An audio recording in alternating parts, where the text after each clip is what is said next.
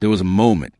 Perhaps you didn't mark it on any calendar. Perhaps it slipped by in the ordinary rhythm of your days. But something shifted between you and this person, and though neither of you named it, both of you felt it, like a change in atmospheric pressure before a storm that never fully breaks. It wasn't dramatic.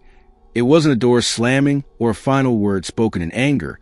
It was quieter than that, more elusive, the kind of shift that happens in the invisible architecture of connection, where energy once flowed freely and now encounters hesitation, where words once came easily and now require translation, where presence once felt like home and now feels like visiting a place you once knew, but can no longer fully recognize. The angels want you to understand that this shift, this unnamed thing that happened recently, is not arbitrary.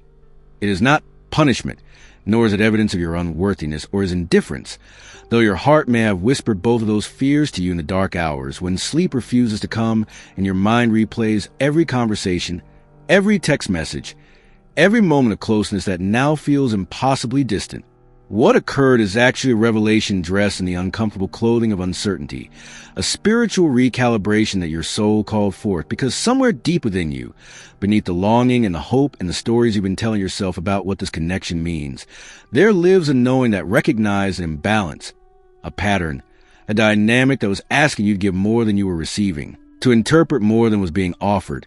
to hold space for an emotional reality that was never fully mutual. This recent event, whether it was a withdrawal, a change in his behavior, a conversation that left you feeling more confused and connected, or simply the growing awareness that you're doing all the reaching while he remains comfortably still. This is not the problem. It is a symptom of something that has been true for longer than you wanted to admit, and the angels are drawing your attention to it now, not to hurt you, but to wake you, not to take something away, but to give you back to yourself. There's a reason this distance appeared when it did. And it has less to do with timing or circumstances or what he's going through, and everything to do with your own evolution, your own readiness to see what you've been avoiding, your own soul's gentle insistence that you stop interpreting his silence as a language you need to learn and start recognizing it as information you've been given, clear and honest information about where he is and what he's willing or able to offer, which may not be aligned with where you are and what your heart deserves. Silence, you have learned, is not always the absence of communication. Sometimes it is the most honest communication there is, a truth spoken in the negative space, in what is not said, not offered, not initiated, and you become fluent in this language, haven't you, reading meaning into pauses, analyzing the gaps between responses, assigning significance to the things he almost says, the gestures he almost makes, the vulnerability he almost reveals before retreating back into whatever's safe. Distance he has constructed for himself. The angels see how you have trained yourself to translate his withdrawal into something more palatable, how you've learned to tell yourself stories that protect both him and the possibility you're holding on to. He's afraid. He's been hurt before. He's processing. He needs space. He's not ready. He'll come back when the time is right. And while some of these things may carry fragments of truth, they do not address the deeper reality, which is that regardless of his reasons, regardless of his internal landscape or past wounds or future potential, you are in relationship with someone who is not meeting you, and the cost of maintaining hope in this specific form is that you are slowly eroding your own sense of what you deserve, your own clarity about what actual partnership looks like, your own trust in your intuition, which has been whispering to you, perhaps for weeks or months, that something is not right here, that this connection requires too much interpretation and not enough reciprocity. There is a particular kind of loneliness that lives inside a connection where you're the only one building bridges, where you're the one always extending understanding, always making space for his complexity, while your own emotional needs remain unspoken or unmet, where you find yourself grateful for breadcrumbs of attention because you have forgotten what it feels like to feast. And the angels want you to recognize this loneliness not as something to endure or transcend through more patience, or more love or more understanding, but as a messenger, a teacher, a sacred signal that you are giving your energy to a dynamic that is asking you to diminish yourself, to become smaller, quieter, more convenient, less demanding of the very things that healthy love naturally provides: consistency, clarity, effort, chosen presence rather than convenient availability. The recent shift you felt, the thing that happened that brought you to this moment of seeking guidance, is actually the universe's way of turning up the volume on what has been quietly true all along, making the pattern more visible so that you can finally see it clearly enough to make a different choice. Not because you stop caring about him, but because you start caring about yourself with the same devotion you've been offering outward, because you begin to understand that interpreting someone's silence as a form of love is a survival mechanism you develop to avoid facing the scarier truth, which is that you deserve someone who doesn't require this much interpretation, whose care for you is evident rather than something you have to decode or wait for or earn through your endless patience and understanding. You've been carrying something, haven't you? A weight that is both invisible and exhausting, the weight of maintaining emotional consciousness for two people instead of one, of holding the hope, the vision, the potential, the energetic thread of connection, even when it's dropped his end of it and walked away without explanation or with explanations that somehow leave you feeling more confused than clarity would allow. This is a particular burden that women are so often taught to bear in love, to be the emotional architects, the space holders, the patient ones, the ones who understand that men are different, that they process differently, communicate differently, love differently. And while there is truth in honoring different expressions of emotion and care, there's also a convenient lie embedded in that teaching, a lie that suggests your role is to endlessly accommodate, interpret, wait, understand, forgive, and remain open while receiving very little in return except the possibility, the promise, the potential of something more that never quite materializes in the way your heart needs it to. The angels want you to know that the exhaustion you feel is not weakness. It is not impatience. It is not evidence that you're not spiritual enough or evolved enough or loving enough. It is your body's wisdom telling you that this dynamic is unsustainable,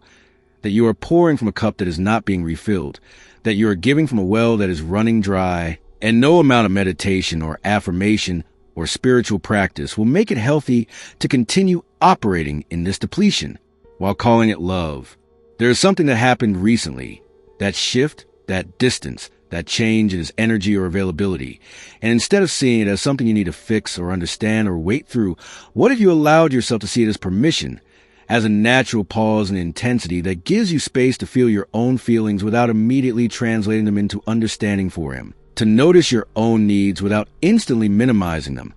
to recognize your own worth without conditioning it on his eventual readiness to see you. You have been so focused on understanding him, why he pulls away, what he's afraid of, what he needs in order to feel safe enough to love you the way you love him, that you have stopped asking the more important questions, the questions that center your own experience.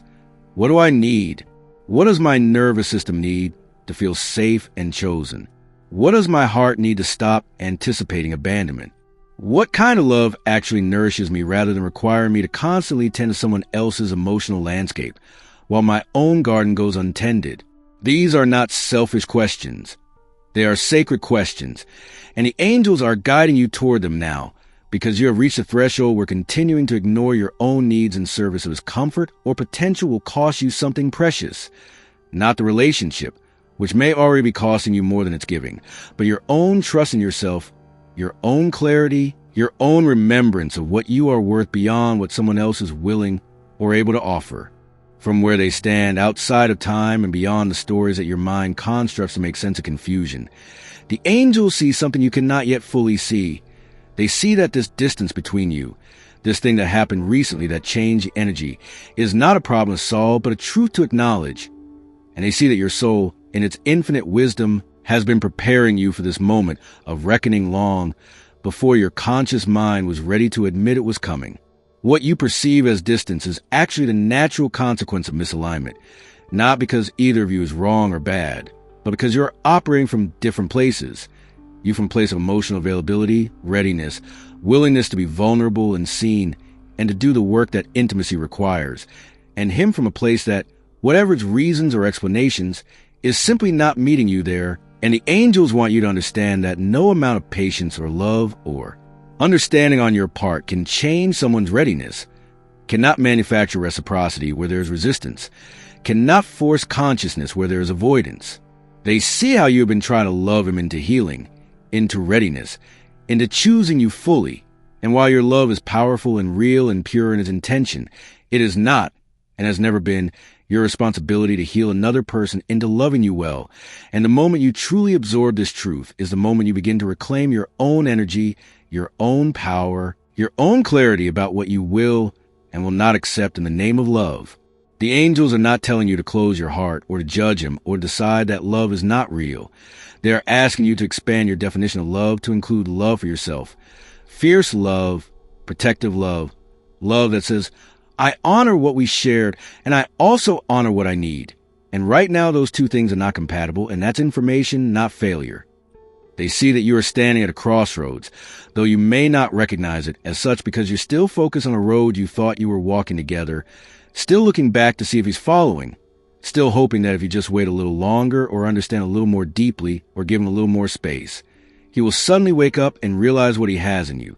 But the angels want you to turn your gaze forward toward the other path, the one that leads toward your own wholeness, your own peace, your own magnetic life that is not on hold waiting for someone else's readiness. And they want you to know that walking that path is not giving up on love. It is choosing love, real love, the kind that includes you, the kind that doesn't require you to minimize your needs or overextend your understanding or accept less than you deserve while calling it patience. What happened recently, this shift or distance or change that brought you here seeking guidance, is actually a gift disguised as loss, an opportunity disguised as rejection, a doorway disguised as an ending. And beyond that doorway is a version of your life where you are not waiting, not wondering, not translating silence into love, but instead living fully, present to your own journey, available to connections that meet you with the same energy you bring, open to love that doesn't require this much effort to maintain, or this much interpretation to understand. And so here you are, in this tender and uncertain place, feeling the pull of two directions, the familiar pull backward toward what was or what you hope would be, and a quieter, steadier pull forward toward what is waiting for you on the other side of acceptance, on the other side of choosing yourself with the same devotion you have offered to this connection, on the other side of recognizing that sometimes love means letting go not because you stopped caring, but because you started listening to the wisdom that has been speaking beneath your longing all along. This is a threshold, and you are standing on it right now, even if you don't yet have the words for it, even if you're still hoping that tomorrow or next week or next month something will change and the distance will dissolve and he will finally see you and choose you and meet you where you've been waiting all this time. But the angels are inviting you to consider another possibility, which is that the real change you're waiting for is not in him or in the connection, but in you, in your willingness to stop waiting, to stop interpreting, to stop making yourself smaller or more patient or more understanding in order to make space for someone who has shown you, through the language of action and inaction, exactly where he is and what he's offering, which is simply not enough. Not because you're demanding or unreasonable or too much, but because you've finally remembered what enough actually looks like, what reciprocity feels like, what being chosen without having to convince or wait or prove your worth feels like. There is something stirring in you now, something that the recent shift awakened or accelerated, a quiet knowing that is beginning to take up more space than the hope you've been holding. And while this knowing may feel uncomfortable or even painful, it is also deeply true, and trusting it will not lead you away from love, but toward it, toward the kind of love that doesn't require you to abandon yourself, the kind of partnership that doesn't feel like a riddle you're constantly trying to solve. The angels are walking with you on this threshold, not pushing you forward, but holding space for your own timing, your own process, your own moment of clarity, when you finally choose yourself not out of anger or bitterness or closing your heart, but out of deep respect for your own sacred worth, out of love for the woman you are becoming, out of commitment to a life where your energy is not endlessly poured into connections that cannot hold it, and while they cannot tell you exactly what comes next, because that is yours to discover, yours to create, yours to allow to unfold, they can tell you this. There's more waiting for you than you can currently imagine, more peace, more joy, more true partnership, more love that meets you without requiring translation, and the path toward all that begins here, with the choice you make now, in this tender and powerful moment, to honor the distance not as something to overcome, but as information your soul has been trying to give you, as permission to finally, gently, courageously, let go of what was never truly holding you, and in that letting go, to discover what's been waiting all along to hold you in return. But first, before any of that can fully reveal itself, there's something else the angels want you to understand about what's really happening beneath the surface of this connection. Something about the invisible threads that have been at play, something that will help everything make sense in a way it hasn't quite yet. But that is a truth for another moment, another breath, another message that is already forming itself in the space between what you know and what you're about to discover.